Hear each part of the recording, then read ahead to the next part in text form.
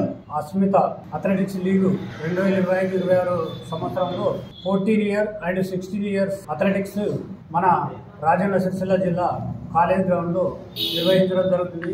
మరి దీనికి విద్యార్థుల తల్లిదండ్రులు అందరూ గమనించవలసింది ఏమిటంటే, ఈ అథ్లెటిక్స్ కాలేజ్ గ్రౌండ్కు మీ యొక్క పిల్లలని అందరినీ కూడా పంపిస్తే దీనికి పార్టిసిపేట్ చేసినందుకు సర్టిఫికెట్స్ వస్తాయి, ప్రైజెస్ వస్తాయి. మళ్ళా ఈ 300 జిల్లాల్లో నిర్వహిస్తున్నారు కాబట్టి అందరూ కూడా బాలబాలికలు అందరూ కూడా పాల్గొని మన రాజన్న సిరిసిల్ల జిల్లాలో ఇది మొదటిసారి ఈ ఖేలో ఇండియాలో నిర్వహిస్తున్నాం కాబట్టి దీనికి ముఖ్య అతిథిగా ఎస్పీ గారు, కలెక్టర్ గారు అండ్ డిఈఓ గారు వీరందరూ వస్తారు. కాబట్టి ఈ ఖేలో ఇండియాలో విజయవంతం చేసి విజయవంతం చేయాలని కోరుచున్నాము. ఈ నెల 24/11/2025 రోజు 9 గంటలకు ప్రారంభమవుతుంది. కాబట్టి దీన్ని తల్లిదండ్రులందరూ కూడా గమనించగలరు.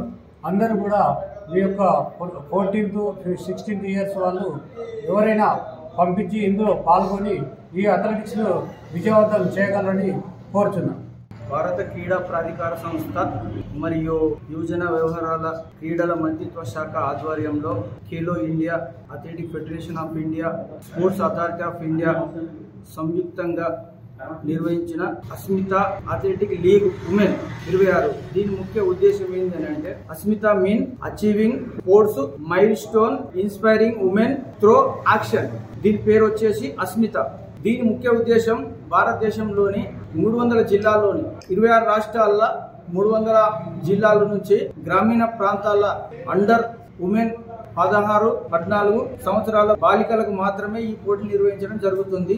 ఈ పోటీల ముఖ్య ఉద్దేశం వారిలో దాగి ఉన్న క్రీడా నైపుణ్యాన్ని బయటకు తీసి వీరిని భవిష్యత్తులో ఏషియన్ గేమ్స్కు అండ్ ఒలింపిక్కు తయారు చేసే విధంగా వీరికి ఉచితంగా కేంద్ర ప్రభుత్వమే మొత్తం చూసుకుంటుంది. అందులో భాగంగా మన జిల్లాకు ఈ నెల 10వ తారీఖు నుండి 30వ తారీఖు వరకల్లా ప్రతి జిల్లా 300 జిల్లాలకు ఈ క్రీడలు నిర్వహించమని ఆర్డర్స్ వచ్చాయి. అందులో భాగంగానే మన జిల్లా ఈ నెల 24వ తారీఖు నాడు కాలేజీ గ్రౌండ్ సిరిసిల్లాలో ఈ క్రీడలు నిర్వహించడం జరుగుతుంది.